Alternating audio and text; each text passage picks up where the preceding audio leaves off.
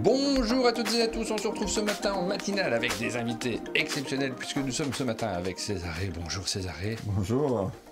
Nous sommes avec Éric Jumel. Bonjour Éric. Bonjour à tous. Et nous sommes tous les trois ensemble pour passer une matinale avec vous pour pouvoir échanger autour des jeux Atalia, mais pas que, aussi autour des jeux d'Éric, puisque tu signes un jeu chez Atalia. Éric, on va avoir l'occasion d'en parler, on va vous le montrer, vous le voyez dans le menu en bas de l'écran, The Royal Society of Archaeology. Le jeu est juste derrière nous. Nous allons vous partager également la nouvelle gamme de jeux que tu fais, Césaré, chez Atalia. Toute petite boîte, des tout petits jeux. On y a joué hier, des petits jeux faciles à transporter. On en parle juste après, ce sont les Every Games. Exact. Exactement. Hop, je dépose là. Ceux-là, on vous les remontre juste derrière.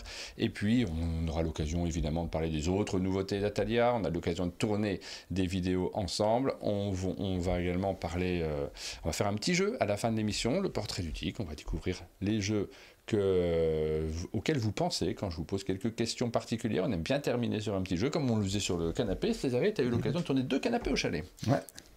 Et donc là, maintenant, te voilà en matinale. Très C'est la bon première souvenir. matinale. Tu verras, ça sera un bon souvenir aussi parce qu'on a le plaisir d'échanger avec nos amis qui sont présents sur le chat. Vous voyez, il y a Rachel, il y a Cathy qui est présente dès ce matin, qui nous dit bonjour. Ah, bonjour Cathy. Nous avons Macrier qui est présent, qui était au chalet pour le stage de Board Game Campus, l'Appendixit Dur Alex, la Colorier qui est présent, le Petit Rouge, etc. Je vous cite pas tous, mais le Cœurier, vous savez que on tient beaucoup à tous ceux qui sont présents et qui nous accompagnent tous les matins pour pouvoir découvrir les jeux dont on parle et que nous aurons l'occasion peut-être de retrouver dans vos boutiques, pour les boutiques qui nous suivent, sur vos tables pour les joueurs qui nous suivent. Vous allez découvrir pas mal de jeux dans cette matinale et il y en a peut-être certains qui vont vous attirer particulièrement l'attention. Si vous êtes en live avec nous ce matin, n'hésitez pas à le dire quand un jeu vous fait un petit clin d'œil et que vous avez un coup de cœur sur ce jeu, que vous avez envie de le récupérer. Si vous nous regardez en replay sur Twitch, vous pouvez, sur YouTube, pardon, vous pouvez le faire sur la chaîne Les Replays d'un monde de jeux. Abonnez-vous, puisque cette chaîne, on essaie de la mettre particulièrement en avant. Vous savez qu'on va faire plein de contenu sur cette chaîne à la rentrée de septembre, et donc on essaye de vous pousser à vous y abonner également pour pouvoir suivre tout ce qu'on y mettra, ce qu'on y met déjà d'ailleurs, puisqu'il y a le replay de toutes nos émissions. Vous pouvez indiquer dans les commentaires également les jeux que vous allez récupérer, que vous allez jouer, que vous allez proposer à vos joueurs. J'ai vu Guillaume qui nous dit qu'il y a une longue soirée hier soir. Guillaume, c'est notre monteur sur Cannes, que tu avais croisé, Césaré. Oui. Bonjour Guillaume. Il revient du festival du film de Cannes, il a regardé 36 films, il nous a dit, je ne sais plus, mais peut-être j'ai oublié. Et là, déjà, une soirée jeu de société, c'est pas sérieux. On commence par parler du jeu que vous avez fait tous les deux ensemble.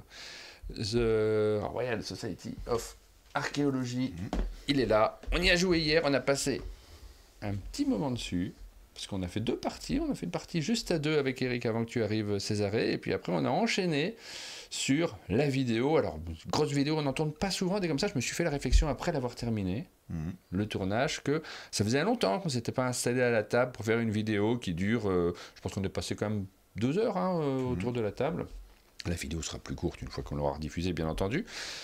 Et il y a de quoi réfléchir, il y a de quoi s'organiser, il y a de quoi faire un peu de programmation. Vous savez que j'aime bien ça, moi, faire de la programmation. J'étais ravi de tourner cette vidéo avec vous deux et de vous la préparer pour la chaîne. Le jeu arrive en octobre, c'est ça? Oui, pour la scène, normalement, oui. On n'en voit pas beaucoup, des jeux comme ça fait un petit moment. Il y a toujours pas mal de joueurs qui attendent ce type de jeu. D'ailleurs, j'ai regardé les stats, on a parlé des stats des chaînes hier, et j'ai regardé celles qu'on avait tournées ensemble sur ton précédent jeu un peu expert. Justine Company. Voilà, et je crois que ça avait fait 6000 vues, quelque chose comme ça. Donc en fait, il y a vraiment, on sait qu'il y a un public pour ce type de jeu. J'avoue que j'ai un petit coup de cœur sur celui-là. Moi, là, vraiment, vous m'avez séduit hier. Je me suis bien amusé pendant la partie. C'est une vidéo qui est réalisée en partenariat avec l'éditeur, c'est le dire. Donc, dans la vidéo en elle-même, on essaye de rester quand même assez soft parce que les gens se demandent à chaque fois est-ce qu'il nous dit ce qu'il pense ou est-ce qu'il est payé pour le dire. Mais là, ce matin, les matinales, vous le savez, elles ne sont pas financées par les éditeurs. On dit ce qu'on pense et j'ai vraiment beaucoup aimé la partie qu'on a faite, les 2 parties qu'on a faites. Donc, bravo et merci en fait de nous proposer des jeux comme ça. Il y a un petit défi. On sait qu'on parle beaucoup des jeux experts, on en discute souvent avec nos amis boutiques qui sont présentes ce matin. C'est pas facile en fait aujourd'hui de trouver le public pour ces jeux-là et de prendre la décision d'en faire. Donc là, vous tentez le pari, Césaré? Ça fait 2 ans donc on a déjà sur ce projet, donc effectivement On voit que le marché a peut-être légèrement évolué, donc quand même on ne va pas arrêter un projet alors qu'il était bien avancé. Et puis on a tous eu un coup de cœur pour ce jeu, donc il y a l'aspect business, mais il y a l'aspect passion Bah oui. Qui font que de toute façon on n'allait pas arrêter parce qu'on dit que les jeux experts ça se vend moins qu'avant. Oui, alors après c'est pas non plus du simple au triple, hein. Je pense qu'il y a des évolutions et surtout peut-être c'est plus facile aujourd'hui de vendre des petits jeux, mais après c'est pas la même marge non plus, hein, sur les jeux. Il faut quand même faire un rapport par rapport à ça, quand même. Sur un tout petit jeu, je sais pas quelle marge tu fais, on en reparlera tout à l'heure, mais en pourcentage, c'est les mêmes marges. Oui, mais le prix du jeu n'est pas le même. Justement, la marge unitaire n'est pas la même. Mais pareil, tout un pourcentage, parce qu'après, tout ce qui est marketing, tout ce qui est fait. Ici, le fait d'illustration et des graphismes, ça a été. Le premier budget, je dirais. Bien sûr, évidemment. C'est plus compliqué de sortir un jeu tel que celui-ci, mais d'un autre côté, il y en a beaucoup moins. Donc nous, joueurs de ce type de jeu, on est ravis d'en avoir, et peut-être qu'il y a plus de joueurs pour jouer à ceux-là quand ils sont bons, bien entendu. Et Eric, je vois sur le chat qu'on nous dit « Ah, ce jeu m'intéresse », c'est Alec qui nous dit ça. Ce jeu m'intéresse, et peut-être qu'on a besoin d'une petite description de ce dont il s'agit, parce que là, j'ai juste montré la couverture du jeu. Est-ce que tu serais capable de nous le pitcher ? Pitcher, oui, on peut faire ça rapidement. C'est un jeu qui, on parlait de passion tout à l'heure, qui pour moi allie justement deux passions, qui étaient le jeu de société et l'archéologie. Donc l'idée était vraiment de mettre en avant tout ce côté exploratoire, les vieilles pierres, les civilisations, et essayer de mettre en avant tout ça par ce jeu. Donc en gros, on incarne des sociétés archéologiques basées à Londres en 1920-1930, et on va développer ces sociétés avec nos archéologues qui vont évoluer pour gagner du prestige et du savoir scientifique, et tout ça en organisant des expéditions aux quatre coins du monde, sur les quatre continents, avec des sites archéologiques, sur des sites archéologiques réputés et connus, comme on dit la pyramide de Gizeh, par exemple, Petra, pour en citer quelques-uns. Donc oui, il y a vraiment, moi j'aime bien quand c'est basé sur un côté, on est des joueurs de l'ancien temps peut-être, moi je suis toujours attaché, tu sais, au thème un peu antique, un peu archéologique. Là, ça mélange un peu les deux, parce qu'on n'est pas forcément dans l'Antiquité, on joue dans une époque relativement récente, mais les années 1930, tu as dit, c'est 1920-1930. 1920-1930, donc c'est relativement récent comme époque. Mais par contre, sur des sites qui, eux, sont antiques ou plus anciens, je vous montre quand même quelque chose, parce qu'on a envie de voir et d'analyser. Est-ce que j'ai bien... Oui, j'ai allumé ma vidéo, bien sûr. Hop, regardez. On va vous parler d'un aspect, parce qu'il y a des joueurs parmi nous. Là, j'ai ouvert... C'est très compliqué, hein. Sur la matinale, il n'y a pas l'espace de mettre un grand plateau. On va essayer de vous montrer quand même un espace du plateau en particulier, parce qu'on ne va pas vous expliquer tous les systèmes de jeu, mais regardez, ici, vous avez une zone. Il y en a 4 des zones comme ça. Ça, c'est une zone sur laquelle vous allez poser vos personnages pour réaliser des actions différentes. On l'a compris, on veut remplir des objectifs. Il y a beaucoup de jeux qui nous demandent de remplir des objectifs. C'est une base, c'est très agréable à faire, donc forcément c'est quelque chose qu'on retrouve dans les jeux un peu experts. Des objectifs d'expédition. Tout à fait. On va faire ça, entre autres. Il y a pas mal de choses à faire, il y a pas mal de défis et d'éléments à surveiller sur la map. Mais pour faire ces actions, on va se placer dans différentes zones en fonction de la force de l'action qu'on va réaliser, de la capacité de notre personnage. Là où il y a une interaction et là où c'est très malin, c'est que quand un joueur s'est placé, si vous vous placez avec une force un peu inférieure, vous allez donner un bonus au joueur qui s'est placé précédemment et vous apprendre également de ce joueur. Ça c'est plus rare, on le voit plus rarement, hein. Quand on se place sur une action, il y a déjà quelqu'un, ça arrive qu'on donne un bonus à ce joueur dans d'autres jeux, mais par contre vous apprenez aussi, c'est ce qui est marqué juste en dessous dans le petit cartouche, vous apprenez, vous gagnez des sous là sur cette action en particulier, vous donnez un bonus de réputation au joueur qui est déjà placé, il y a une interaction dans le placement de nos personnages, et ça crée toute la réflexion de comment je me place, est-ce que je vais essayer de profiter des uns et des autres, on se concentre sur ses propres objectifs, on fait une petite programmation, mais il y a une vraie interaction entre les joueurs, et ça, je ne l'avais pas vu ailleurs, donc c'est à la fois des mécaniques que l'on va retrouver, bien sûr, dans ce genre de jeu, il y a des choses que vous repérez, que vous avez déjà vu ailleurs, mais en même temps, c'est pas le même jeu que d'habitude non plus, il y a vraiment des petites originalités à l'intérieur. Je ne vais pas rentrer plus dans les détails parce qu'on fait un peu de la radio le matin, donc forcément les gens écoutent d'une oreille, ils retiennent quelques mots, mais c'est difficile d'expliquer un jeu de ce volume-là dans une matinale. L'idée c'était de faire donc un jeu de pose d'ouvrier, parce que c'est une mécanique que j'aime bien, mais avec aucune contrainte de pause, et plutôt de l'interaction positive. Et en fait, toutes les autres contraintes du jeu sont ailleurs sur les objectifs, le fait de pouvoir faire telle ou telle action qui nécessite une contrainte, mais en termes de pause, aucun blocage. C'était C'est vrai qu'on peut toujours jouer. On se dit jamais, je peux plus rien faire, tant pis, j'ai perdu mon action. On se dit pas ça dans ce jeu-là. Par contre, c'est pas facile pour autant. Hein. C'est marrant parce qu'on en parlait hier. Il y a une sorte de gestion de la frustration. Vous qui nous suivez, si vous êtes amateur de jeux un peu expert, cette frustration-là, elle n'est pas perçue pareil par tous les types de joueurs. Quand on est un joueur plus casual, t'as pas tellement envie d'avoir de la frustration, t'as envie d'être récompensé en permanence sur toutes tes actions. Sur un jeu comme ça, au début de la partie, on a l'impression de je vais arriver à rien, je pourrais rien faire, mais je vais avoir, parce qu'on a très peu d'actions. Hein. C'est là-dessus qu'on a un jeu moderne, on a combien d'actions à 2 joueurs 15 selon 12 ou 15 actions. 12 actions quand on joue à 2. 15 actions quand on joue à 3 comme on l'a fait hier. Non, c'est le contraire. C'est 12 quand on joue à 4. C'est ça. Ouais. D'accord, pardon. Enfin, en tout cas, c'est très peu. C'est très peu.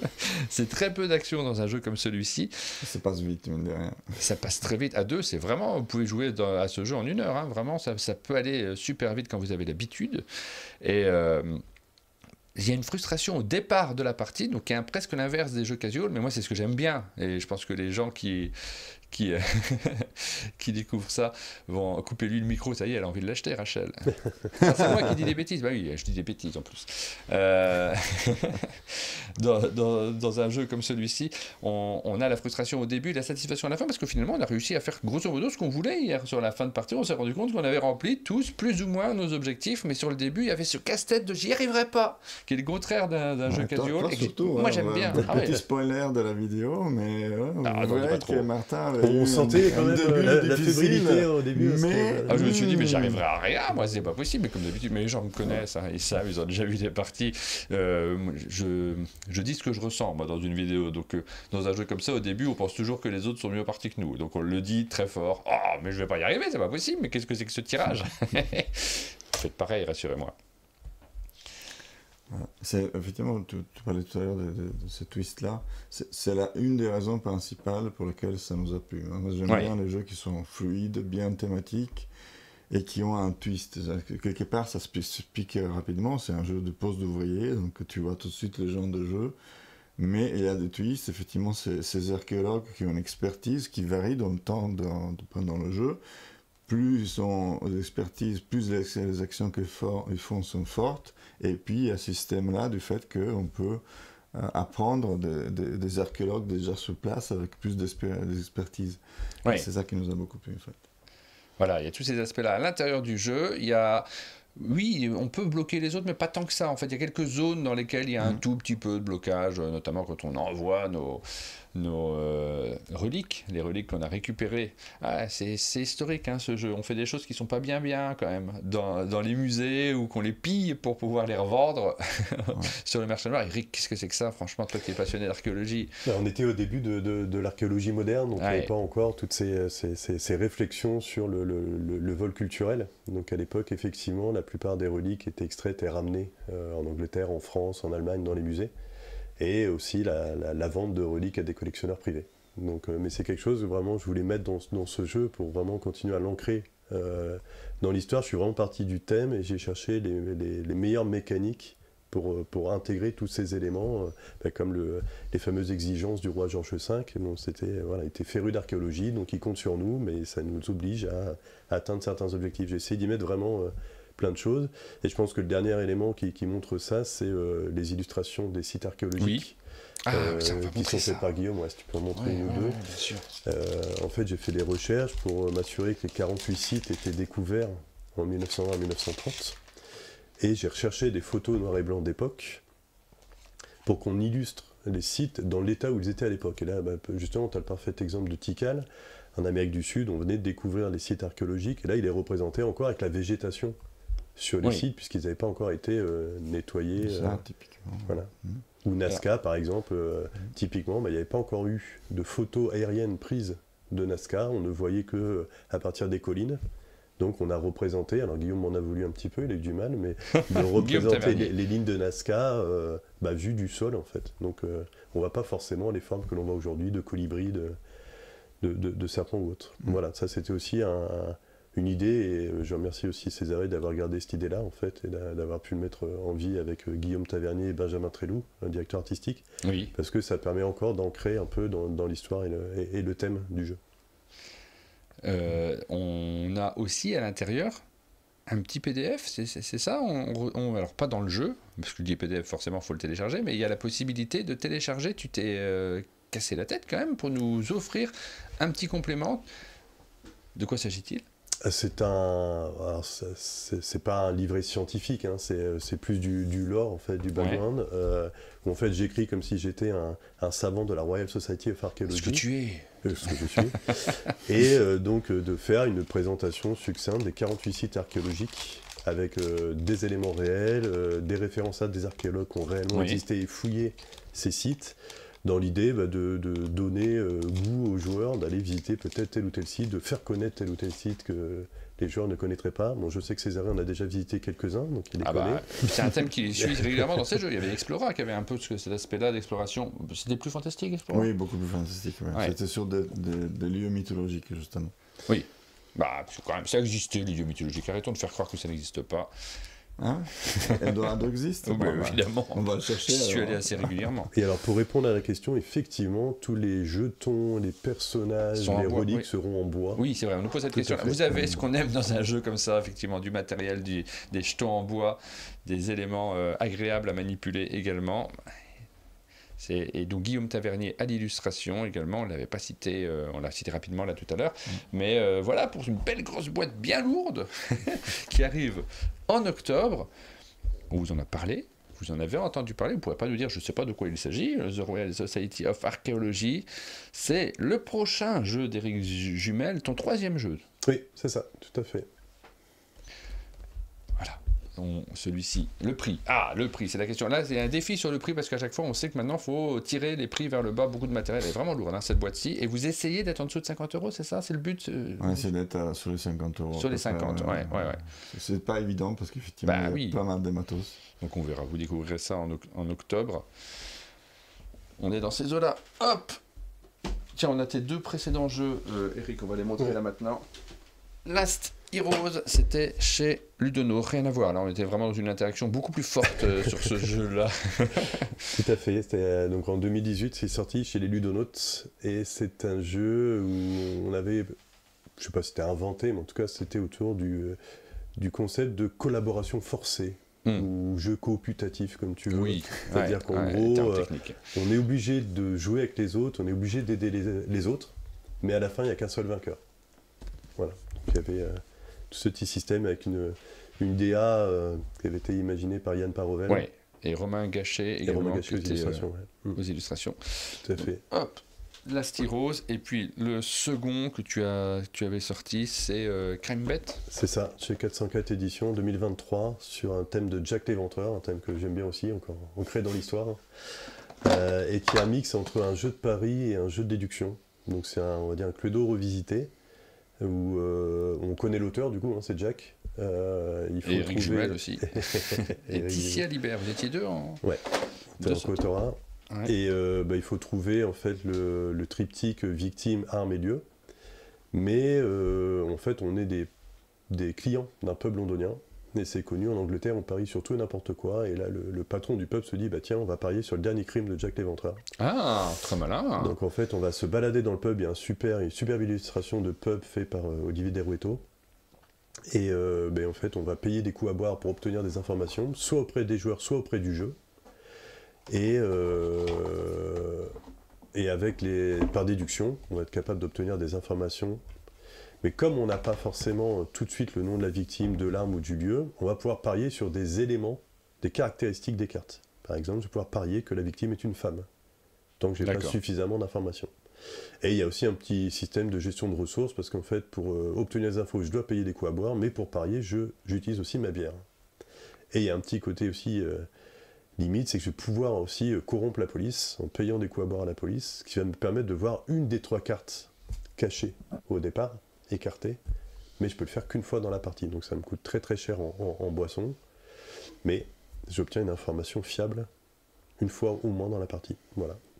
Eh bien, moi j'étais passé à côté de celui-ci, je l'avais pas vu, on l'a pas au chalet, je n'avais pas eu l'occasion d'y jouer, tu me dis superbe illustration, donc je regarde hein, forcément, mais le plateau est sympa effectivement, ça donne envie de s'installer autour de la table et de se lancer dans une partie, ça s'appelle donc Crime Bet et on peut le retrouver encore aujourd'hui j'imagine, et il doit être disponible. Je pense qu'il est encore dans quelques boutiques. Ouais. 2023, on est en 2025. Vous le connaissiez sur le chat? Moi je ne l'avais pas celui-là. Il y a tellement de jeux qui sortent. Ben oui, non, mais, alors il y a une époque, tu sais, ça me frustrait. Hein, aujourd'hui, j'ai admis que je peux pas tout savoir. Je peux pas tout connaître. Quand j'ai créé Atalia, c'était en 2015, je connais presque tous les jeux sur le marché. Ben oui. Au moins le thème, le nom, la mécanique principale. Maintenant, je suis largué. Rachel nous dit, oui, j'ai joué à l'alchimie il y a 2 ans, mais Rachel, elle est incroyable. Elle arrive à tout suivre. Tu vas souvent à l'alchimie? Alors, j'étais pas allé depuis un petit bout de temps. Vrai C'était pas moi qui étais il y a 2 ans, mais j'ai eu plaisir à y retourner cette année, parce que je trouve que c'est vraiment un festival super sympa et qui accueille très bien les auteurs, les éditeurs. Donc, j'ai eu vraiment plaisir à présenter Wild Society cette année à Toulouse. Voilà. Et l'année prochaine, d'autres jeux que tu vas présenter l'année prochaine? Tu as des projets dans les tuyaux qui pourront être présents? Si c'est trop tôt, hein, mais... Il y aura Royal Society qui viendra de sortir, voilà, donc je pense qu'il y aura beaucoup de Royal Society à la évidemment. mais peut-être qu'il y aura 1 ou 2 protos en cours d'édition. C'est long hein, de faire un jeu comme ça sur un festival. C'est vrai que là, les deux étaient relativement plus courts, mais quand on se retrouve avec un Royal Society à animer sur un stand, alors tu me diras, une fois que la partie est lancée, tu peux aller à la buvette. C'est un peu ça, mais en même temps, c'est un tel plaisir d'être à côté des joueurs, oui, bien sûr. Se prendre plaisir à partir en expédition que je restais souvent à côté des tables. Donc, Bah oui, puis il y a des questions qui se posent. Naturellement, la première partie, nécessairement, on est dans un jeu expert. La première partie, on s'interroge, on ne se souvient plus d'une icône en particulier. Elles sont bien faites, les icônes. Il n'y a pas de difficulté à se repérer, mais malgré tout, il y en a quand même quelques-unes. Donc il faut se rappeler de comment ça fonctionne. Moi je me dis toujours à chaque fois, j'aimerais bien parfois faire un jeu de ce type-là, mais rester à côté de la table pour l'animer. Je crois que je déléguerai les choses. Donc voilà, pour les jeux d'Eric. Je vous propose de jeter un petit coup d'œil aussi à une gamme de jeux que tu as commencé à sortir, Césarée. La gamme de jeux Every Games. Et là, regardez ces petites boîtes. Elles sont toutes mignonnes. Est-ce que je vais les faire tomber en les ramenant? On va les prendre. Il y en a plusieurs. Il y en a 2 qui sont déjà sortis. Ouais. Et puis... C'est de là. Voilà. Et puis d'autres qui vont arriver derrière. Le nom n'était pas encore définitif et ça y est, là vous avez opté pour Every Games. Oui, parce qu'en fait, quand on expliquait à nos partenaires étrangers, en anglais du coup, à chaque fois sortaient les mêmes choses. C'est des jeux pour everybody, on peut jouer avec n'importe qui, everywhere, parce qu'on les met dans la poche, on peut jouer partout. Je faisais l'exemple du restaurant, mais moi je joue souvent en attendant au restaurant, j'aime bien avoir un jeu dans la poche. Et every time, parce qu'on peut jouer vraiment à toute occasion, voilà. Et donc, en un mot, on se dit Every Game, c'était le meilleur mot. Et donc, 4 petits jeux, alors ces 2-là sont déjà sortis, Blue Penguin et Météo est déjà disponible. Ces 2-là arrivent quand? Donc, alors Wall ça, Street d'abord. Il arrive en juin, là. C'est sur le bateau en ce moment. Oui. Et ça, c'est plutôt sur la fin d'année, c'est encore l'édition originale. Il n'a pas encore joué à celui-ci, Suisse, celle-ci. Nous, on a repris certains jeux de leur gamme en prenant que les jeux qui me semblaient plus adaptés à ce format, donc plus familiaux, mine de rien. C'est des jeux pour tout le monde, mais non plus, vous n'attendez pas à Royal Society. Voilà, c'est pas. Mais c'est excellent, mais voilà, chacun a ses exigences. Hein, voilà. Et voilà, donc ça, il va sortir. Et puis, on a d'autres qui sont prévus pour l'année prochaine, notamment... le petit paquet. Ça, c'est un prototype encore, mais c'est Hydrolink. C'est un jeu où on va créer des tuyaux. Peut-être un peu plus calculateur que certains autres. Mais voilà, ça rentre très bien. Alors ça reste des jeux qui sont très accessibles, hein, qui sont quand même pas difficiles à expliquer. En général, c'est 1 minute 30 pour l'expliquer. Non, même pas. J'exagère, 30 secondes plutôt. Presque, on est plus proche de 30 secondes. Ça, une 30 secondes sans problème. Ça, 1 minute 30 peut-être. 1 minute. Une minute, oui. Donc vous voyez que c'est pas là-dessus que vous allez avoir de grandes difficultés à l'expliquer. Et assez facile aussi en termes de stratégie, mais quand même, c'est pas la bataille quand même. Il y a des petites, notamment dans l'interaction entre les joueurs. Vous avez des petites réflexions, notamment. Alors, c'est Blue Penguin c'est celui-là, le jeu de pli. Ouais, tout à fait. Ouais. Ça, c'est un jeu de pli tout simple, mais avec 2 choix, mine de rien à faire.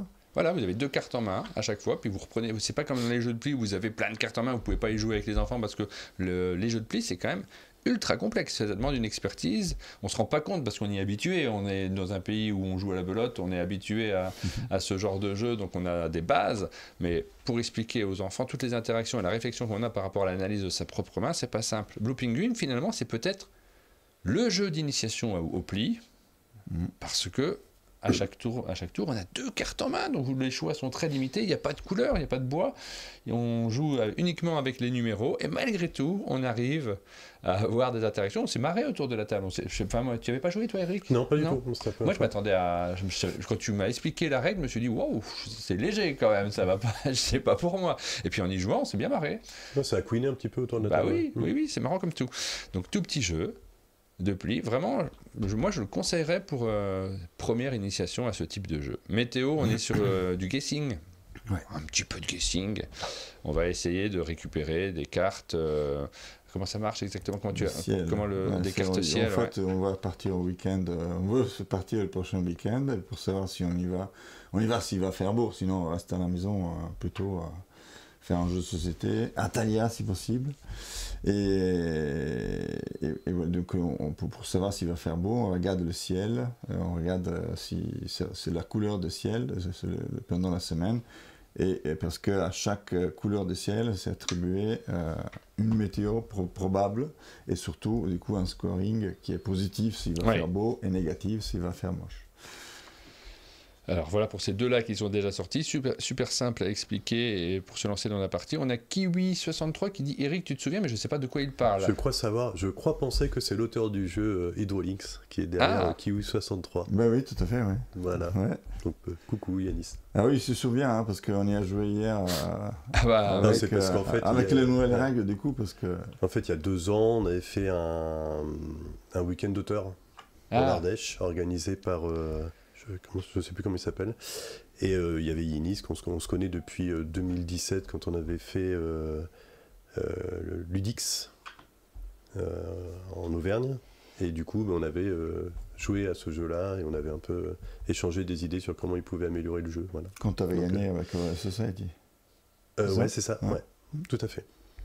En 2017. Alors, les 2 premiers, on a dit petit jeu de pli, ultra simple. Mais vraiment ultra simple. C'est vrai qu'on a presque envie de dire que c'est pas un jeu de pli, tellement c'est différent, mais c'est quand même un jeu de pli. Blue Penguin, Météo, donc un peu de guessing, et puis vous savez, ce genre de jeu, on essaye, on essaye d'analyser ce qui se passe. Il y a un petit côté coloretto d'une certaine manière, parce qu'on fait une liste de cartes et il faut la récupérer avant les autres au bon moment. Ensuite, on a 2 autres qui vont arriver. Donc, le Wall Street, il intéresse notamment nos amis des boutiques qui vont se demander est-ce que j'en prends, est-ce que celui-ci m'intéresse. Comment tu le qualifies, celui-là? C'est celui avec les vêtements, parce qu'il fait froid. En fait, on doit acheter ou vendre, mais alors c'est simple, c'est mettre au milieu de la table ou prendre au milieu de la table des cartes de vêtements qui sont distinguées par typologie et par couleur. La typologie sert surtout pour les daltoniens, en fait, donc on distingue les couleurs. Sous la base du fait à chaque tour on a des cartes qui vont apparaître de certaines couleurs. La première couleur dont toutes les cartes sont sorties, ce sera celle qui donnera 2 points par vêtement de ces couleurs-là qu'on a encore en sa possession.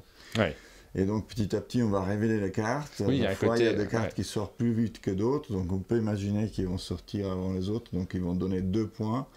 La dernière, ça va donner moins 2 points, donc à toi de voir selon la rapidité avec laquelle ces cartes sortent, si tu veux bien parier sur une couleur ou une autre. Donc il y a un peu vraiment ces sensations de bourse quelque part, parce qu'à un moment donné, le monde achète et puis à un moment donné, tout le monde vend.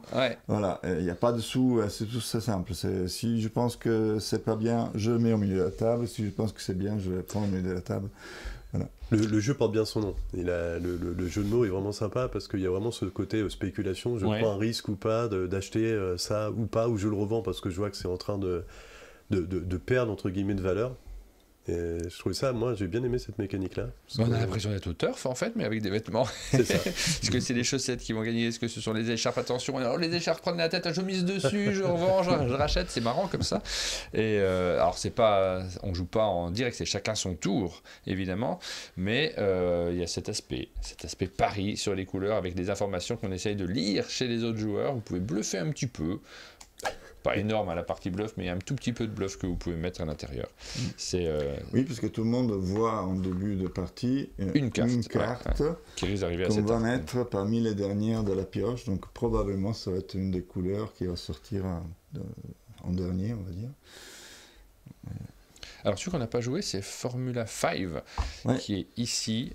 Celui-ci, je ne le connais pas encore. Éveille ma curiosité. Alors ça, c'est un jeu, ça doit te plaire parce qu'il y a pas mal de programmation quelque part, mine de rien. Tu as des cartes en main, là on a plusieurs de cartes en main. J'ai regardé le matos, du coup, je ne le connais pas. On a chacun une voiture, il y a 5 voitures qui sont disposées sur la table. Et avec les cartes qu'on a en main, on va pouvoir... Donc il va y avoir les différents, chacun choisit la couleur qu'il veut. Ouais.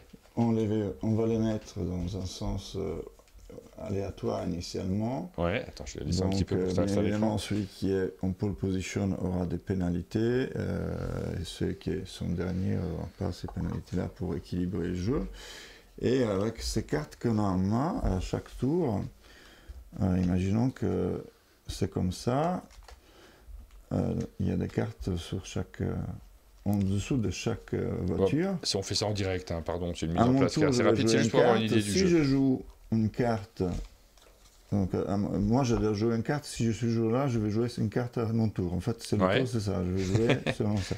À mon tour, je vais jouer ça. Puisque je joue une carte jaune et qu'il y en a déjà 2 ici, la vitesse de cette voiture, c'est 2. D'accord. Le joueur suivant, il va jouer peut-être une carte ici, il a joué une carte rouge, mais il y a une seule carte rouge, donc sa vitesse c'est 1, donc c'est pas suffisant pour le doubler. D'accord. Voilà, et du coup, par contre, lui, il va jouer une carte rouge. Il y a 2 cartes rouges, sa vitesse est 2, donc il le double, parce que sa vitesse c'était 1. D'accord. Et ainsi de suite. Et après, on va continuer comme ça, avec toutes les cartes qu'on a en main, sachant qu'à tout moment, je peux dire, je vais faire un donc il y a une sorte... stop. Oui, je vois la programmation. C'est-à-dire que tu vas programmer par rapport à l'endroit où tu vas retrouver le tour suivant, en essayant de calculer, il faut que je garde des cartes, parce que du coup, on sera dans cette couleur-là, ça va changer. Si je me dépasse, après, si je dépasse, après, il faut il n'y a pas de case, vous voyez, sur la table. Vitesse C2, c'est une vitesse virtuelle, d'une certaine manière, c'est-à-dire qu'on ne voit pas le véhicule avancer, mais on sait qu'à cette vitesse-là, il ne peut pas être doublé s'il n'y a pas plus. Voilà. Et puis, je peux faire un pit stop, donc du coup, je fais ça, c'est vitesse 0, bien évidemment. Mais ça me permet de défausser un certain nombre de cartes et repêcher autant de cartes. Okay. Ah, je suis curieux d'y jouer, ouais, ça a l'air malin. Alors ça tient dans une toute petite boîte, tous ces jeux-là, vous voyez la taille de la boîte qui n'est pas très différente de la taille des cartes, c'est minuscule, c'est vraiment le jeu que vous pouvez glisser dans votre poche, donc c'est pas simple pour l'auteur de trouver des mécaniques qui sont différentes à chaque fois et qui méritent qu'on s'y attarde. C'est toujours le même auteur sur chacun de ces jeux, ça sera le cas systématiquement? Pas celui-ci. Pas le prochain, ouais. Ok. C'est un auteur suisse, tu m'as dit? Oui, Tobias Bottas, j'en parlais pendant que Oui, j'ai entendu de loin, mais du coup, je suis curieux de savoir comment il fonctionne. Lui, il a sa propre boîte, sa propre maison d'édition. En fait, c'est un architecte plutôt renommé en Suisse, d'ailleurs, et son père est super connu en tant qu'architecte également. Il a fait des constructions assez connues, surtout en Suisse, mais dans les pays germanophones, on va dire. Ouais. Et puis, sa passion, c'est les jeux, et du coup, il a commencé à faire des jeux, et du coup, il a ouvert sa maison d'édition. Mais il aime bien, comme moi aussi, j'aime bien quand les petits jeux puissent les transporter, les partager avec tout le monde. C'est un peu la seule chose qui est un peu frustrante quand on a des jeux comme Mario Society, c'est qu'il faut vraiment avoir la chance d'avoir quelqu'un qui est joueur comme toi et qui aime, alors que c'est des jeux quand même, tu peux les sortir avec n'importe qui. Ouais, les copains, peut-être on est chez les vieux copains, que tu veux, mais bon, qui viennent au chalet en général, juste pour jouer, ils me demandent, je préférerais faire du gros jeu. Maintenant, on les a vus, tous les petits jeux qui sortent en ce moment. Ouais. Moi, ça m'intéresse pas, je veux du gros jeu. On en a quand même pas mal des joueurs de ce type-là, mais peut-être pas assez nombreux pour faire vivre des boîtes avec plein d'employés. C'est surtout ça la problématique actuelle. Voilà pour ces petits jeux-là. Est-ce que, comme ça, là, au débeauté sur le chat, vous en avez un qui vous tente le plus? Quel est celui que j'ai préféré? J'arriverai pas à dire, là, comme ça. J'ai peut-être un petit faible pour Météo. Moi, je me demande. Je cherche. Tu sais, toi, Eric? Wall Street. C'est Wall Street? Ouais, Wall Street, moi j'ai vraiment aimé. Ouais. J'ai été trop fort à Wall Street. Ça dépend vraiment de sensibilité de chaque personne, de ce qu'on cherche dans un jeu. Mais généralement, voilà. Le jeu de Formule 1, dit F-Gear sur le chat. Et toi, t'en as un préféré? Attention, c'est Formula 5. Formula 5, ouais. Formula, c'est un nom protégé. Est-ce que t'en as un préféré ou c'est compliqué pour toi en tant qu'éditeur? Moi, personnellement? Ouais. Alors, personnellement, mais vraiment, je dis à titre personnel, moi aussi, Formula 5. Formula 5, ouais. Ah bah écoute, c'est celui qu'on n'a pas joué. Super. Faut qu'on y joue. Et ça aussi, quand même. Ça on a beaucoup. Et bah, Gatsby voudrait le voir, le proto avec les tuyaux. Les gens suivent, hein. On vous en a présenté 4, ça suffit pas, il vous faut le 5e. Alors, on va en parler du coup. Celui-ci, vous avez chaque joueur a une couleur de tuyaux. On va se rapprocher d'un jeu à la Bandido qui est chez Helvétique, par exemple, ce genre de jeu dans lequel on fait des chemins, on fait des tuyaux, on n'essaie pas de s'évader, mais on fait des tuyaux à sa propre couleur. Et il y a de l'interaction parce qu'on construit sur le même espace. Regardez la vue du haut. Ça, c'est une case de départ. Et ensuite, chaque joueur... Ah tiens, j'avais pas vu les robinets. Il existe ça, le robinet? C'est pourquoi? C'est sur les comptages de points de côté. C'est à la fin, c'est pour le tour le plus long, mais je ne vais pas montrer, c'est juste anecdotique, c'est pas grave. Donc chacun joue à son tour, on a des cartes qui sont dans une rivière commune dans laquelle on va pouvoir se servir et on va essayer de poursuivre son tuyau. Et de temps en temps, regardez ce tuyau jaune, il commence à être long, de le bloquer en sachant qu'il y a aussi des interactions positives entre les joueurs. Si vous aidez un adversaire à améliorer l'un de ses tuyaux, pas forcément le plus intéressant, des fois on lui améliore un petit tuyau tout nul, voilà. Mais par contre on marque des points, on a un système de scoring avec des cartes devant soi pour pouvoir marquer des points même dans cette circonstance-là, ce qui fait que quand on peut rien faire pour soi, parce qu'on est dépendant forcément de la rivière de cartes, il y a toujours un truc à faire qui est rigolo quand même. On construit donc un parterre de tuyaux. Je ne sais pas à quoi ça correspond en termes de... Est-ce qu'il y a des endroits où on entremêle les tuyaux comme ça dans la vie courante? Je sais pas, peut-être, si tu imagines le réseau oui. des eaux à une ville comme Paris, ça doit être compliqué. Compliqué, exactement. En tout cas, c'est dans un carré de 7 par 7 que l'on va faire cette construction-là. Ça, c'est l'un des prochains. Et tu as le prototype, là, il n'est pas encore édité. C'est pas Marc Tobias, mais ça sera dans sa maison d'édition ou ça sera juste chez Atalia? Non, c'est juste que c'est Atalia. Parce ça, c'est que Atalia. Avec Tobias, il a fait plein de jeux dans ces formats-là, mais certains sont beaucoup plus complexes. Et je trouvais que ça allait pas bien avec le packaging et l'illustration relativement enfantine utilisée. Toujours très jolie, mais voilà. Du coup, lui, il fait ce qu'il veut. Donner une identité particulière. Et puis moi, personnellement, lui il veut faire que des jeux de cartes. Moi je me suis dit, si jamais je trouve un bon jeu de dés qui rentre là-dedans, pourquoi se limiter à ça, quoi. Oui, bien sûr. Ah oui, ça peut rentrer, on peut faire un petit jeu de dés dans cette gamme-là. Donc ça c'est la nouvelle gamme, c'est-à-dire vous la mettez particulièrement en avant. Il y a toujours besoin de petits jeux comme ça. C'est vrai que ce format-là, il est vraiment plus petit que ceux qu'on voit même en boutique, hein. Il n'y en a pas beaucoup des formats de ce type. Voilà, ces deux premiers-là, on les a lancés histoire de commencer à parler, à sonder, puis, dans leur édition originale suisse, entre guillemets, avec la règle française, mine de rien. Hein. Mais à partir de juin, ils vont revenir sous la marque Every Games avec Wall Street. Et pour les boutiques, c'est important, ce sera dans des présentoirs de 10 unités chacun. D'accord. Comme ça se voit bien aussi, parce qu'aujourd'hui, ils sont vendus à l'unité. Et un tout petit jeu vendu à l'unité, effectivement, c'est pas très vendeur. Ouais, des fois, les éditeurs, les boutiques, les ludicaires les mettent juste derrière la caisse. Parfois, tu les as même pas dans le rayon, ou ça dépend vraiment. Ils savent pas trop où les mettre. Donc, effectivement, ce présentoir est nécessaire, très probablement.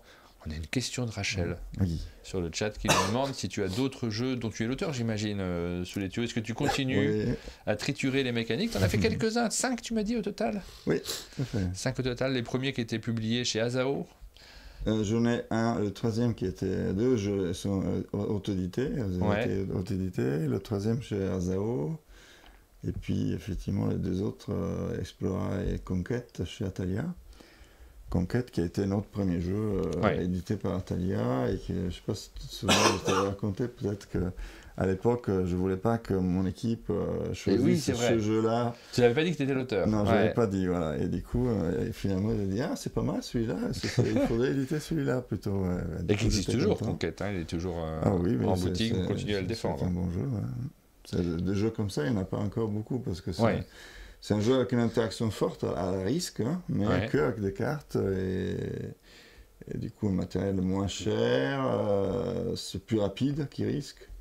Mais on retrouve un peu les sensations d'un risque, donc c'est le fort du jeu. Alors, les nouveautés, donc peut-être d'autres mécaniques sur lesquelles tu travailles encore? Alors, en ce moment, j'ai quelques idées qui sont écrites, mais j'ai pas le temps, en fait. Oui, mais c'est ça. C'est le même problème. Hein. Rien souvent, je me dis... rien, en fait, que quand on développe un jeu, bien évidemment, Royal Society, Eric m'a donné plus qu'un coup de main. Il a fait un boulot énorme, mais moi, de mon côté aussi, il y a eu beaucoup de travail, des challenges, de changer des règles, de proposer de nouvelles règles, de les tester, tout ça. Ah, c'est dur de tout faire, et forcément. Tout en étant dirigeant de l'entreprise, donc c'est pas évident d'arriver à tout faire, quoi. Les nouveautés Athalia, il y a d'autres nouveautés qui vont arriver. On va terminer par ça avant de faire le petit portrait ludique. Il y a quelques jeux. Notamment celui-ci, il vient d'arriver à tout juste. Ouais. Ça vient tout juste de sortir, c'est dans vos boutiques. J'avais pas la date précise, parce que tu sais, nous on annonce sur notre site internet, c'est l'occasion d'en parler, on annonce assez régulièrement ce qui se passe, les jeux qui sortent et qui sont disponibles. Vous pouvez vous connecter à n'importe quel moment. On s'est rendu compte qu'on avait oublié de le mettre à jour hier, le site internet, donc je l'ai fait ce matin. Hop, vous avez la dernière émission, donc ça c'était celle qu'on a enregistrée hier avec Aline. Et puis tout en bas, quand vous descendez en bas de la page d'accueil à mondedejeux.fr, vous avez les jeux qui sortent au fur et à mesure. Je ne l'ai pas encore noté celui-ci parce que j'avais le mois mais j'avais pas la date précise, on va le mettre là. Hein.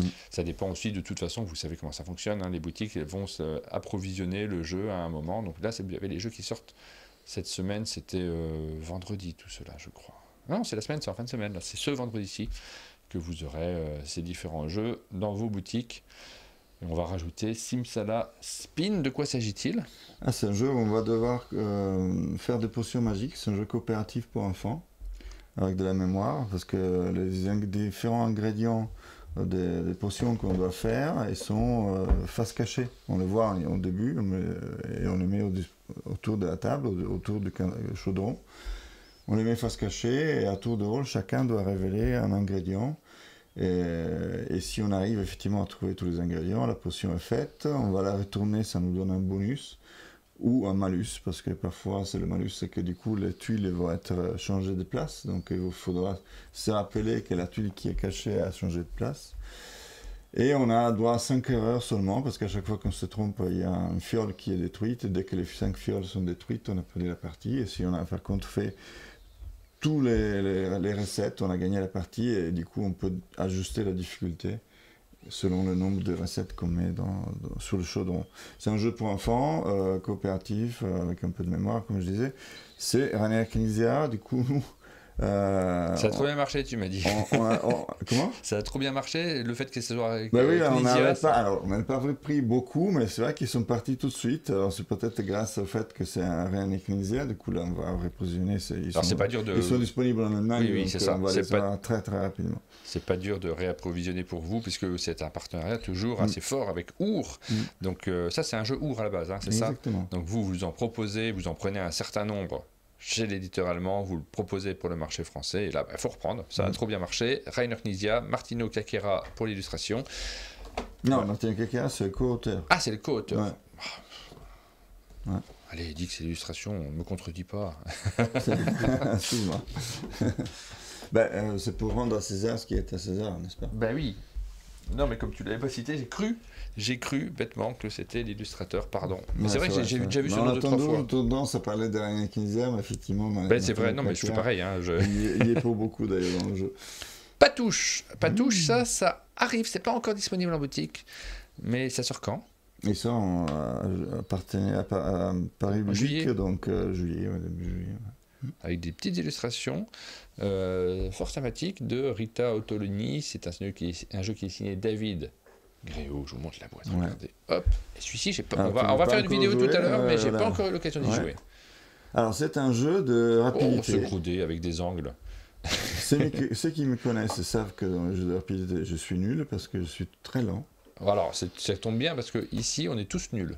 Donc il va y avoir. Alors du coup, ça va vous plaire parce que en fait, c'est un jeu qui, bien sûr, si tu es rapide, tu as tes chances de gagner et tu vas t'amuser. Mais si tu n'es pas rapide, tu as des chances de gagner quand même et tu vas t'amuser aussi. Et Ah. c'est ça qui est original dans le jeu, c'est qu'il y a 2 systèmes dans le jeu, notamment un système de handicap qui permettent d'équilibrer toutes les parties. Et on peut jouer vraiment avec joueurs de niveaux très très très différents les uns des autres. J'ai pas le logo ours sur celui-ci. C'est Non, pas... parce que ça c'est vraiment une édition Atalia, 100%. Ah, oui. D'ailleurs, eux, ils 100% vont le faire Atalia. sous marque Our, ça s'appelle en anglais et allemand Hands Off. D'accord. Ça veut dire à peu près la même chose, bien sûr. Voilà, donc c'est un jeu, on a la mécanique de base, c'est quelque chose qui n'est pas forcément original, hein, c'est on lance 2 dés, on doit trouver sur la carte, et les cartes sont disposées dans une grille 6x6, il y a 6 types de desserts, et ces desserts ils vont de 1 à 6, donc on lance ça, et du coup il faut être le premier à pointer la carte avec 3 cookies, D'accord. ou 3 croissants, etc. Et donc, pour celui qui pointe en premier, va avancer sur sa piste de score devant lui. Et le premier qui sort de sa piste de score a gagné la partie. Donc, chaque fois qu'on a bon, on avance. Mais il y a des contraintes qui vont se révéler au fur et à mesure de la partie qui vont t'empêcher de jouer avec ta main forte pour pointer du doigt. Tu peux seulement te défendre. Par exemple, effectivement, si j'ai ça sur ma piste de score, moi je ne peux plus ni toucher quand il y a 4. Ou je ne peux pas les toucher, peu importe la valeur, quand il y a un donut. D'accord. Ok. Alors, je ne peux plus toucher avec ma main forte, mais je peux le faire avec ma main faible, et je vais dire pas touche. Et dans ce cas-là, je ne vais pas avancer sur ma piste de score, mais je me protège pour que j'empêche les autres de le faire. C'est une sorte de bouclier, quelque part. D'accord. Voilà.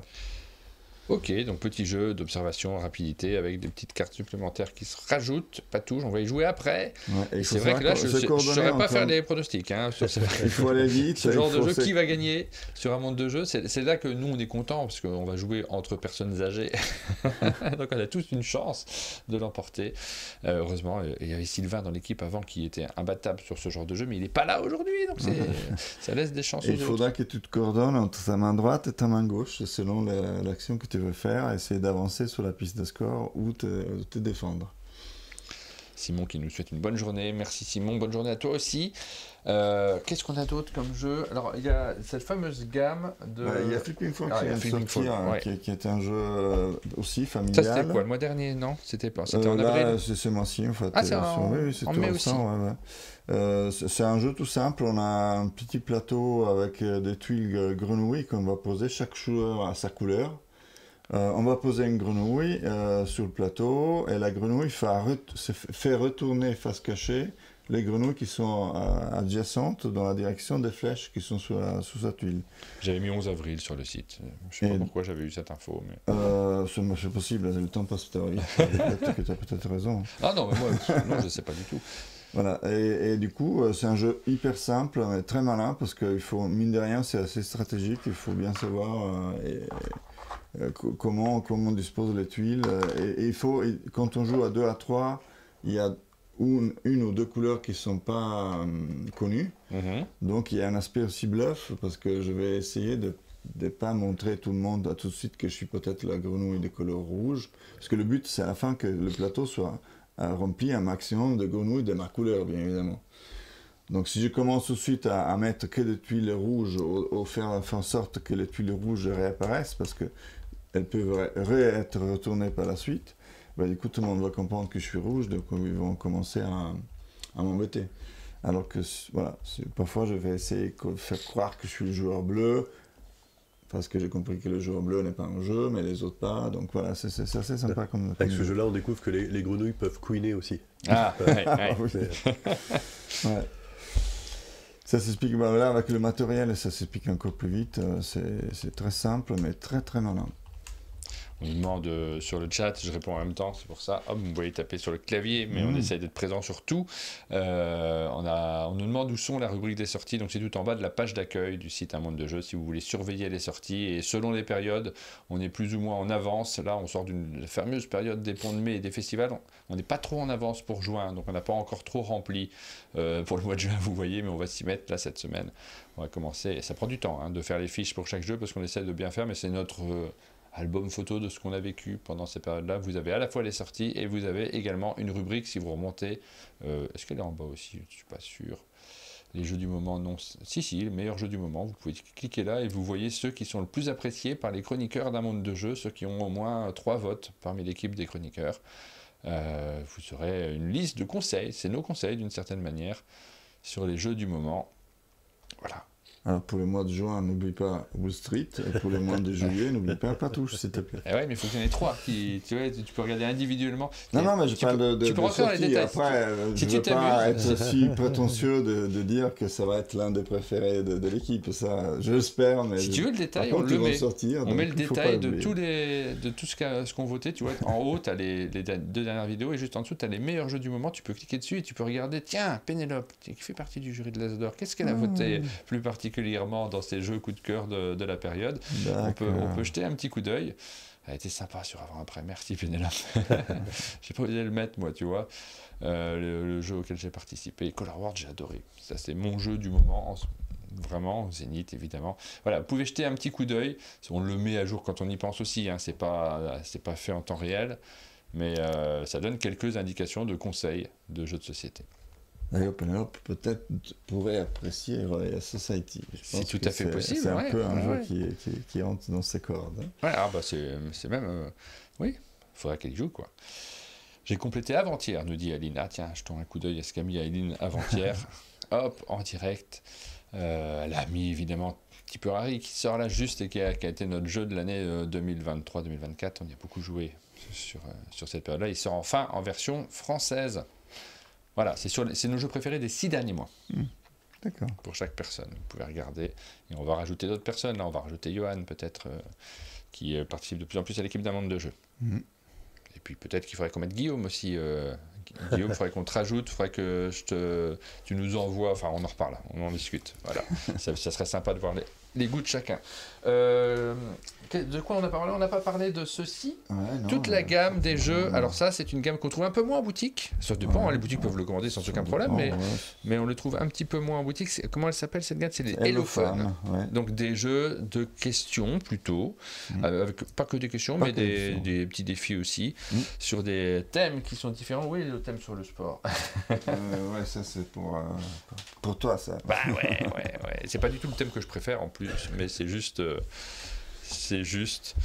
celui que les autres connaissent le moins, donc c'est là que je marque le plus de points. Toi, sur la musique, la question, il me semble que tu es fort là-dessus, non? Ou pas?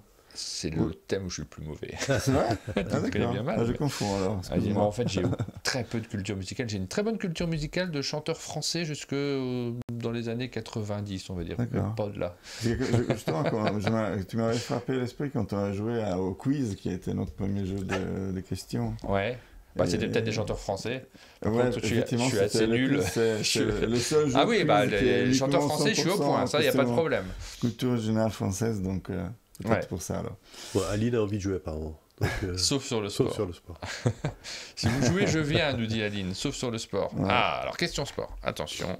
Oula, là je suis nul, là, non, Ah bah ouais, c'est pas juste. Vas-y, essaye. Vas-y, essaye. Bah, je sais pas, toi t'es bon en sport? Bon, allez. Alors comment ça marche? Hop.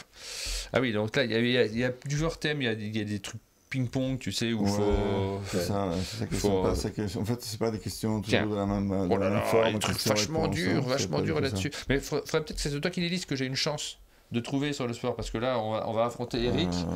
Vas-y, lis-nous des questions. Alors ça, c'est juste une question trivia, à la limite, c'est pas le plus drôle. Vas-y, je suis curieux. Parce que du coup, ça donne pas un exemple de ce qui est sympa de nos jeux, c'est justement qu'il n'y a pas que des questions de trivia, mais je tombe sur une question de trivia. Alors, je peux choisir, il y en a 2. Ouais. Alors, on va dire, quel entraîneur a dit « Le sport est dépassement de soi, le sport est école de vie ». Et comme la vie, un dépassement de soi. École de vie. Une école de vie, tous. C'est vraiment dur, ça, comment tu veux que je retienne ça? Raymond Goethals? Non, on n'aurait pas cité ça. C'est un entraîneur français champion du monde. Champion d'Europe. Attends, je sais pas. Ah oui, sinon c'est Aimé Jacquet. Voilà. Ouais. Champion d'Europe ou champion d'Europe? Je confonds. Il est champion du monde uniquement. C'est pas lui qui est champion d'Europe. En 2000, il était déjà plus, je crois. Ouais, c'était Roger Lemaire. Voilà. Qui est champion d'Europe. Voilà. Avec un petit Là, aide, il est bluffeur, il a caché son jeu. Ah non, mais si, non, mais je suis au courant, mais pardon, j'ai pas retenu les phrases d'Aimé Jacquet, c'est un peu compliqué. Ouais. Après, là, je découvre avec toi, parce que Oui. tout ce qui est foot comme ça... Bah alors, matinale, c'est les questions, donc ça marche bien. C'est des questions, mais avec 3 possibilités. Est-ce que tu les connais pas Le toutes trivia, par cœur, les sûrement. questions? Hein? Tu les connais pas toutes par cœur? Pas du tout, non, surtout celui-là. C'est vraiment un jeu pour ça, c'est le seul qui est vraiment très ciblé. Il faut aimer le foot, sinon tu peux pas. Les autres sont vraiment grand public, tu peux jouer, même si tu es nul comme moi, parce que moi, sur tout ce qui est musique, etc., je suis assez nul, mais mine de rien, puisque c'est des jeux qu'on fait en équipe Oui. de deux équipes, pardon. Du coup, on peut jouer à plusieurs et du coup, on s'aide. Moi, si généralement, je suis celui qui dit mais si, la chanson, tu sais, le chanteur qui a les cheveux blonds là, qui a de grosses lunettes, ça fait un moment qu'on ne voit pas, et du coup, on dit Cheveux blonds, parce que voilà. Non, c'est pas ça. Mais du coup, jamais je suis capable de te dire le nom de la chanson, encore moins te dire les paroles, etc. Voilà, après il y a des questions ping-pong. Là, par exemple, il faut donner un sponsor de la Ligue des Champions. Donc, Oh là là, le premier qui sèche. Attention, De quelle année la Ligue des Champions? Attention, Aline Wittberg. Attention. Attention, question cinéma, et il y a du défi, parce que vous avez Guillaume qui est présent sur le chat aussi. Donc là, ça va fuser. Je pose des questions sur le cinéma, tout le monde peut jouer, vous pouvez jouer chez vous, oui. Dans le film, quels acteurs jouent dans Volte-Face? Ça va jouer entre Aline et Guillaume. Pas très dur là, c'est le plus rapide. On va regarder qui est le plus rapide à taper la réponse. Quels acteurs jouent dans le film Volte-Face? Ouais, ça fait un. Guillaume, Nicolas Cage et John Travolta. Il a grillé Aline, quelle catastrophe. Aline, c'est la honte. C'est Guillaume qui le remporte. Fly Mag était pas loin, mais Guillaume a été plus rapide. Deuxième question, attention. Alors, en fait, il y avait plusieurs possibilités, mais je ne vous les ai même pas lues. Parce que forcément, il y a trop de niveaux. Oula, c'est très très dur ça, franchement, il y a des trucs... Regarde, il faut que je fasse découvrir un film en donnant... oui, moi je fais exprès de poser des questions, peut-être tu veux autre chose. Qui ne sont pas forcément celles qui sont écrites sur la carte, ni des noms qui sont en rapport au titre, ni les acteurs. Alors je pourrais dire... Oula, c'est pas évident, je vais choisir lequel. Oula, c'est pas facile. De décrire un film sans utiliser les mots interdits, c'est ça? Comment tu décrirais celui-là, par exemple? Sans utiliser les mots interdits? Donc, je n'ai pas utilisé les 3 mots qui sont dessus. Ouais, ni l'acteur, l'acteur non plus n'est pas autorisé? Non. Oui, alors ça, c'est un peu plus compliqué. Eh bien, c'est un film. Merci. Voilà. Déjà. Dans lequel les personnages... Non, il faut juste donner des mots-clés. Il faut que je donne 5 mots-clés. 5 mots-clés. Ok, pardon, j'avais pas tout écouté. Oh là là, c'est vraiment dur. Franchement, ils nous ont mis les pieds là-dedans. Dans du tabou. Oui, sans ces mots-là. Super. Ouais. Du coup, là, je dirais boîte. T'as vu? Et boîte, oui, boîte, oui. Et là, il est très bien. Hein. Ouais. Boîte, entrée. Ouais. Portail. Quoi. Oui. Voilà, c'est déjà trouvé. Voilà. David l'a trouvé. Bravo. Jumanji. Boîte, ça suffisait. Deux seulement de... Bon, franchement... oui. Moi, j'aime bien les questions. Hein. Alors, celle-ci... Alors là, il y a des trucs très durs. Hein. Quelles sont les actrices principales qui jouent dans La Couleur pourpre en 1985? Un film de Steven Spielberg, je crois. Hein. C'est La Couleur pourpre, si je ne me trompe pas. Qui a...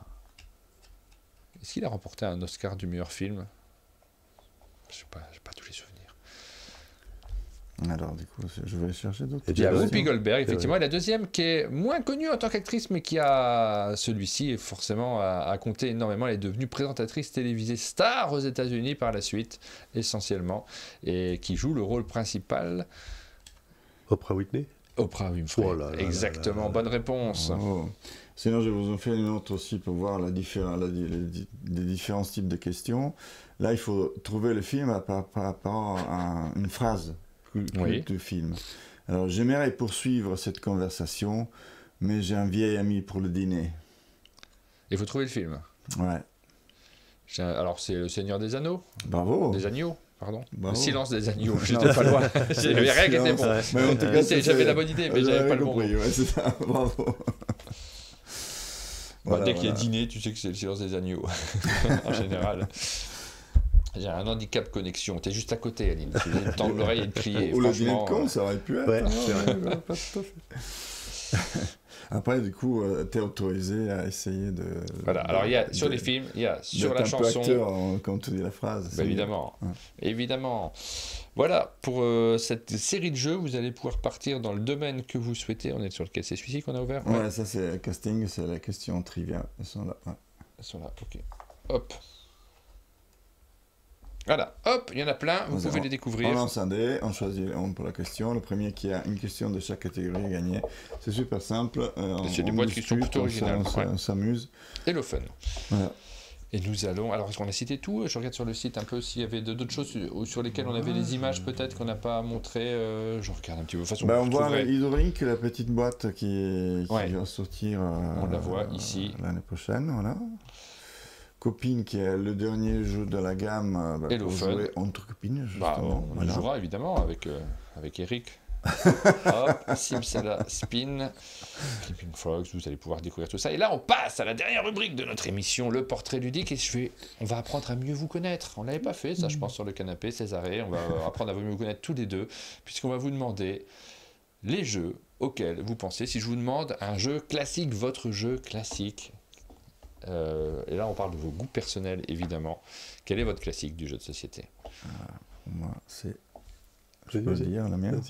Moi, c'est Augustus. Augustus. J'adore. Est-ce qu'il est encore disponible, Augustus? Parce qu'il a eu une deuxième version que j'aime beaucoup moins. Il est sorti Magica, un truc comme ça. Ouais, qui est moins bien. Moi, j'aime pas. Enfin, ça me parle moins. Ouais, moi aussi. Et je sais pas si Augustus est toujours disponible, mais ça reste effectivement un excellent Paolo Mori. C'est pas parce que dans le jeu, on dit avec César que j'aime ça. Et toi, Eric? Alors, moi, je vais peut-être un petit peu être décalé, mais moi, c'est plus par rapport à des souvenirs que ça m'a procuré. Évidemment. C'est la première version de Runta. Oh là, oui, bien sûr. Oui. Voilà. Première version qui a été rééditée chez Matago, mais qui c'est plus la même, c'est pas celle d'origine. La version d'origine où on a joué vraiment à 7 avec chacun son rôle, et j'ai des souvenirs mémorables de ces parties de Runta. Oui, je veux bien te croire, bien sûr. Runta. Ensuite, on continue à faire votre portrait ludique. On continue par un jeu enfant. Alors, je ne sais pas si vous avez en tête un jeu enfant, ça peut être lié évidemment à vos souvenirs. Moi, par exemple, dans ces cas-là, je cite très souvent Vite cachons-nous, c'est ça comment il s'appelle? Attrape-mouton, je me souviens plus. En tout cas, le jeu avec le titre, je l'oublie à chaque fois. Mais ce jeu dans lequel on fait du cache-cache avec des moutons, qui est un super jeu enfant qu'on peut jouer avec des adultes aussi, et on se marre bien. Est-ce que vous en avez un en tête? Ouais, moi j'en ai un, mais alors, je me rappelle plus de son nom. C'est, tu sais, t'as une bouteille verte, t'as une petite souris grise, t'as un livre rouge. Oui, bien sûr, chez Gigamic, qui est un jeu. Alors, comment il s'appelle? Vous allez m'aider, bien entendu, sur le chat avant que je le retrouve. Bon, je me rappelle plus de son nom. Le nom va arriver très vite sur le chat, les gens sont beaucoup plus réactifs que nous. Ce jeu de Bazar Bizarre, pardon. C'était Cache-Mouton que je cherchais. Oh là là, me voyez, les vieux qui n'ont plus aucun souvenir. La mémoire ne revient pas. Personnellement, grand classique, Bazar Bizarre, bien entendu. Jeux enfants. T'en as, toi, des jeux enfants. T'as une fameuse gamme aussi qui était très chouette. Vous l'avez toujours, cette gamme Grana? Oui, tout il y a vraiment des bons jeux dans cette gamme. Cendrillon. Ouais, tout à fait, Cendrillon. Ouais. D'ailleurs, il y a aussi. Il y en a d'autres qui pourraient arriver. Maintenant, on attend de voir les retours sur les premiers de la gamme. Cendrillon marche très bien. Hansel et Gretel, un peu moins. Pourtant, c'est plus sympa. Personnellement, j'aime bien parce que c'est vraiment un jeu qui est à la fois enfant, mais les parents peuvent s'amuser. Alors que Cinderella, c'est purement un jeu enfant, par exemple. Tu vois. Je ne jouerai pas personnellement. On passe ensuite au... Si j'étais un Legacy, alors là, est-ce que vous êtes amateur de jeux à campagne comme ça, notamment avec... Aline, tu nous as mis un accent sur le E de Legacy, c'est un scandale, hein, si je peux me permettre. T'en as un la série des pandémies, quoi. Oui, les pandémiques. Pandémie Legacy. J'avoue que j'ai pas joué. Donc, désolé. Par contre, Legacy, c'est pas un jeu Legacy, mais donc pas touche. Le système de handicap, ça fait que tu dis à chaque fin de partie, Et c'est ça que j'ai aimé. À la fin de chaque partie, le jeu te dit la prochaine partie, tu le fais à ce niveau-là, selon le résultat de la partie évolutif, précédente. on va dire. Mais tu m'arnaques là. Hein. Tu déchires pas de cartes là. T'es en train de me sortir patouche sur les jeux à campagne Legacy. En fait, j'avoue que le jeu Legacy, je connais pas trop. Oui, quoi. bien Je sais sûr. pas trop ce que Quel je fais. commercial Du ce coup, faut bien. Non, mais c'est vraiment le seul jeu qui a un côté Legacy, même si pas un jeu Legacy, c'est sûr. Hein,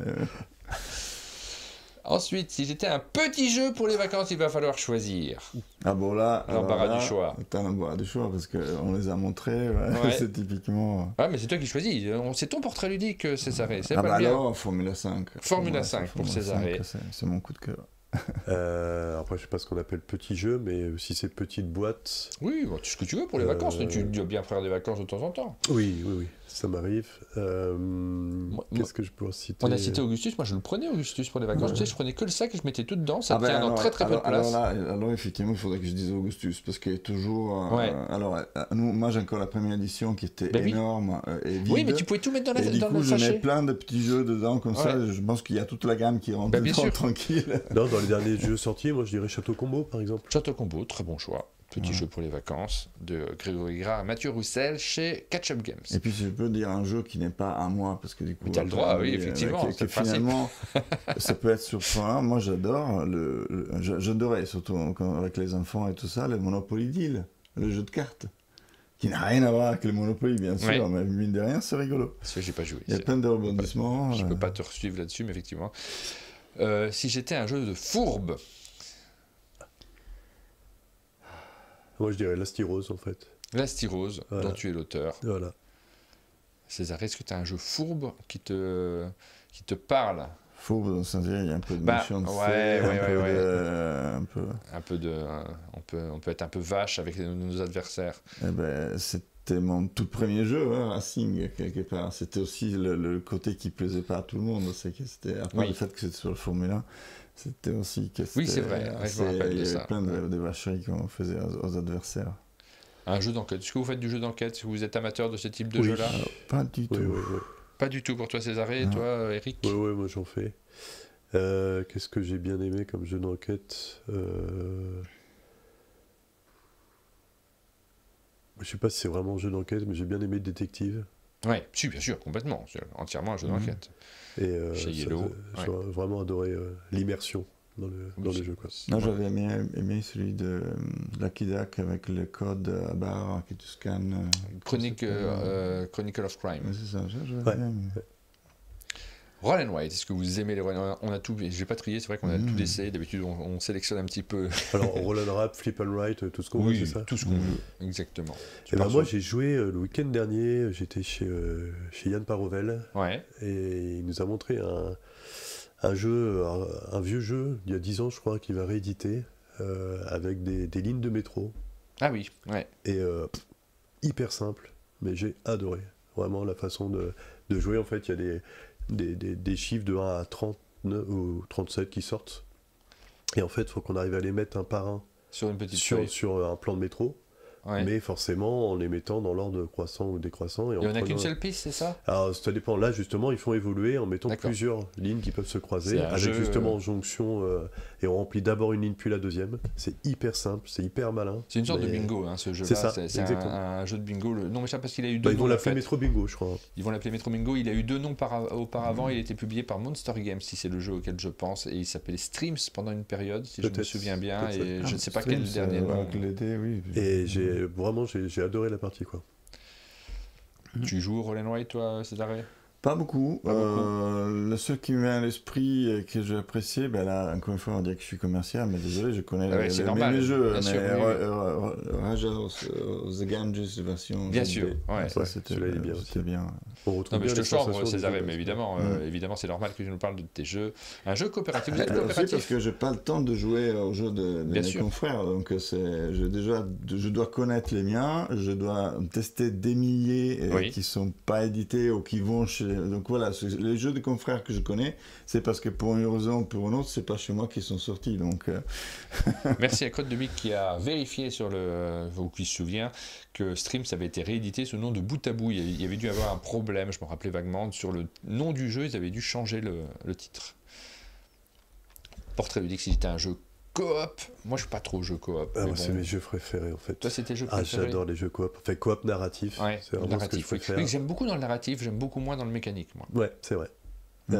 Un que j'aime bien moi, alors c'est pas complètement du narratif, on va dire que c'est du scénarisé, mais que Mhm. j'aime vraiment, c'est Cthulhu Death Medaille, où je trouve ce côté vraiment où on doit construire un plan pour y arriver, et ce côté où plus je deviens fou, plus je deviens puissant, donc Ouais. plus j'arrive à gérer ma folie.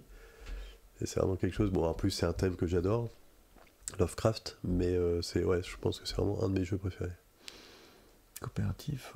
C'est pas trop coop, toi, Si, César? si, j'aime bien, mais là, comme ça, c'est vrai que ça arrive. Autour de moi, ils aiment pas trop, donc je joue pas souvent. Il y en avait un que j'avais bien aimé, qui avait des versions. On pouvait jouer en version compétitive et coopérative. C'était Bones. Tu te rappelles? C'était un jeu Là, je l'ai pas, non. de sit-down. Comment ça s'appelle Le déjà? sit-down. Ah, alors sit-down, c'est... Bad Bones. Bad Ah Bones. oui, je vois Bad Bones, Ouais. ouais, effectivement. Qu'on pouvait jouer en mode coopératif. Il y en a aussi. quelques-uns comme Mais ça, c'était pas un effectivement, jeu chez coopératif. Sit-Down, des jeux assez originaux. Bah, il y avait Magic Maze. Ouais. Oui, Ouais. notamment le fameux Magic Maze. Et puis on termine avec, si j'étais un jeu de rôle, est-ce que vous faites du jeu de rôle? Est-ce que vous appréciez ce genre d'ambiance et d'atmosphère? Toi, tu nous as dit que oui, Eric. Hein. Oh bah là, moi je cite l'appel de Cthulhu directement. Quoi. Bah, c'est comme ça que j'ai commencé dans le monde du jeu quelque part. Mon premier vrai jeu, c'était Dungeons and Dragons. C'est-à-dire, tu vois, tu Oui. montres l'image de... Stranger Things. Ouais. Ouais. Voilà pour cette matinale. Merci de nous avoir accompagnés et d'avoir découvert, peut-être pour certains, les jeux qui sont publiés par Atalia, les jeux qui seront publiés par Atalia, puisqu'on a parlé notamment, et c'est la raison de votre venue à tous les deux, de The Royal Society, un jeu qu'on commence à montrer, qui arrivera à l'automne, comme souvent les jeux un peu plus volumineux, les jeux un peu plus experts, qui sont souvent à une sortie Essen. Donc, on va vous retrouver à Essen avec un stand. Sur le stand de Our, oui. Sur le stand de Our, on aura l'occasion de le découvrir plus en détail, mais aussi au chalet. On vous en reparlera cette année. C'est la fin de cette matinale. On vous souhaite à tous une bonne journée et on vous dit à très bientôt.